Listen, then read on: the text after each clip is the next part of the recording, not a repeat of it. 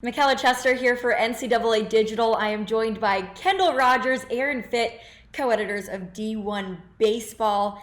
I talked to you guys in the beginning of the season. Now we're nearing the end. We're going to make some predictions for the rest of the way as we're getting closer and closer to Omaha. So both of you, what are the main storylines now as we near selections? What are the main things that we want to see play out in the rest of this baseball season? Well, right now, I think we're all very curious to see how the committee is going to handle this very strange season that we've had with all these COVID cancellations and the various adjustments to the schedules that we had even heading into the year. I mean, how will the committee handle Big Ten teams, for instance, that didn't play any non-conference games? How will they handle ACC teams that, they played 36 games in conference instead of their usual 30? And there's just less use for the RPI when you've got less cross-pollination between these conferences. Yeah, and I think for me, too, I kind of build off of that. When you look at the hosting, you look at the situation in the ACC, you've got Louisville and Florida State, both teams who don't have great RPIs, but obviously they're going to pass the eyeball test, right? And so, what does the committee do with those two teams from a location and hosting standpoint? Does UCLA kind of crack into that top 20? This is a preseason top 5 team. Have they started to figure it out? Are they going to get in there? And then you look at Conference USA. I mean, how about this league? You look at the top 4 teams in that league. You've got, teams like Charlotte, Louisiana Tech, Southern Miss, all in the mix for a host site. So, if you're the committee, how in the world do you differentiate those 3 teams considering, they played in, quote unquote, different divisions in Conference USA this year? Now that we're nearing the end of the season, is there anything that surprised both of you with how things played out? Like Arkansas being number 1, are there any teams that maybe overperformed or underperformed in your opinion? Well, I would have loved to say that Aaron and myself, got our brains together in the preseason and had Notre Dame and Pittsburgh at the top of the ACC. But unfortunately, that did not happen. So I would just say Notre Dame, I feel like they're one of those teams that we've been waiting on to kind of fall back at some point. But, I mean, they just keep winning series after series. And this is a team that's had injuries on the mound. And so Lee Jarrett's done an incredible job. You look over at Pitt and Mike Bell and the job they've done, with their weekend rotation with Mitch Myers, Gilbertson, and guys like that. They've done a terrific job. They've got some marquee series wins. So for me, I look in the ACC and just kind of how the tide has turned with so many programs. I'll even throw Virginia Tech in that mix. The top of the ACC for me has been very surprising.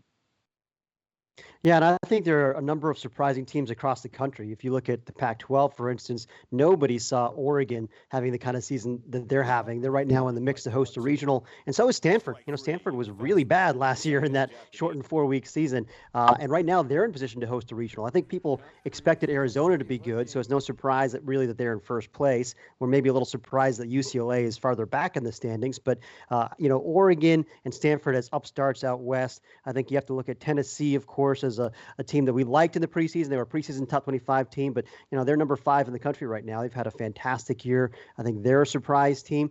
And Conference USA, Kendall mentioned this earlier, but Louisiana Tech, Charlotte, these teams being right in the mix to host a regional. This is a solid 4-bid league, and all 4 of those teams are inside the top 20 of the RPI. I don't think anyone saw that coming either.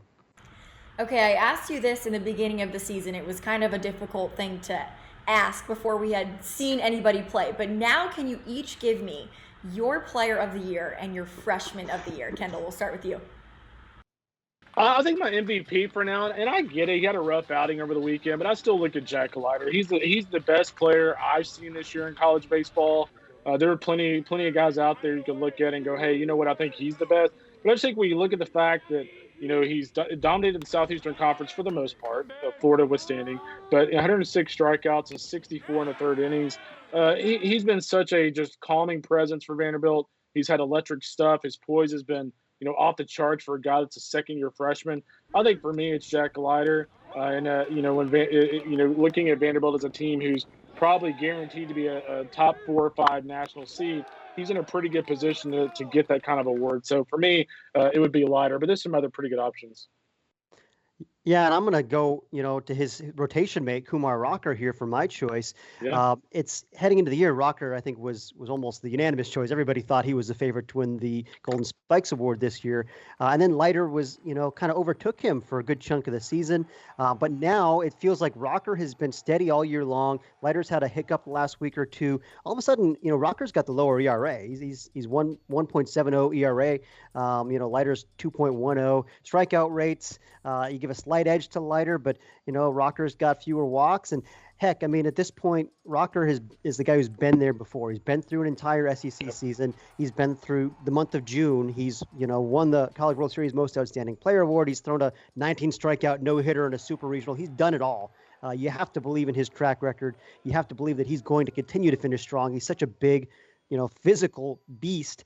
I think there's every reason to believe he's going to just step on the accelerator here as we head into the month of June, and I think he's going to take home the Golden Spikes Award.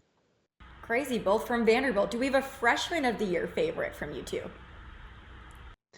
I'll go first this time. I really think that Kaden Grise of Clemson is the guy who's caught my eye lately. And, heading into the year, there are a few guys who were well ahead of him, I think, in the pecking order. But he's just put on a show here lately. He helped Clemson sweep Louisville. First time Louisville has been swept since 2011, swept by anybody. And Grise played a huge role in that. He hit 4 home runs over the weekend. He's got 12 on the season now. For a big, strong 6'6" guy with long levers, he's got surprising feel for hitting. He's not that easy to get out because he can drive the ball the other way or turn on it.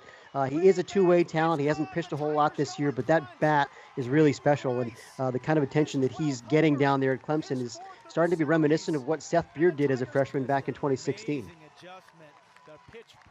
Yeah, I would say I want to go with Grise here, but I'm going to be a little different from Fitt. I'm going to go with Dylan Cruz at LSU. The main differentiator I look with Cruz versus Grise is Grise has 49 strikeouts. Cruz has 30 walks to 27 strikeouts. He's hitting 361, 11 home runs, 26 RBIs.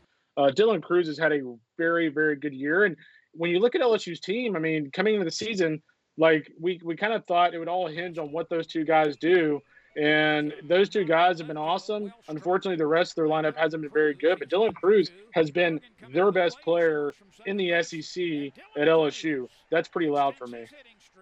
Okay, I've got the hardest question of this interview. Can you pick your 8 teams for Omaha? Let's go down the list. Aaron, we'll start with you. I'm glad you let me go first, so that Kendall has to copy me here. So I can't steal all the teams like Arkansas. That's right. Arkansas is an easy one. They've been the best team all season long. I still can't believe they haven't lost a series all year long. Vanderbilt right there with them, with Rocker and Leiter. Hard to bet against those guys on a very good offense.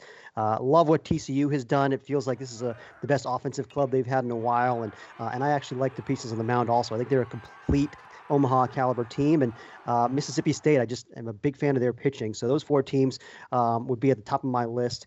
After that, I think there's a bunch of wild cards. Again, I like pitching, so that's why I like Texas. Teams that have arms that they can ride in the postseason. I think it's a real luxury. UCLA and Florida are preseason top 2 teams I'm not giving up on. They both have had kind of disappointing seasons to this point, given where they were expected to be. But Florida has come on. They just won a big series against Vanderbilt. I think they're going to ride the momentum to Omaha. I think UCLA is going to turn it on. I still believe in those guys. And then I'm going to take Arizona, another West Coast team.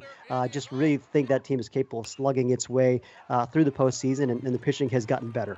All right, I've been counting on my fingers. That was 8. Kendall, your turn. All right, I'm going to go with Arkansas, Vanderbilt, TCU. I'm with Aaron. I think when you look at TCU's experience, you look at their balance offensively, they're going to have a strong postseason. Mississippi State, for me, would be in the mix. I'm also going to add Florida to that list. I get it. A lot of people are going to say, oh, they took the series from Vandy. Everybody's hopping on the wagon. But this was a team we kind of expected to be really good coming into the season. I think they're going to play well down the stretch. Texas Tech, I'm adding to the list. Tech is a team that, we were high on coming into the season. I'm still a little concerned about its bullpen.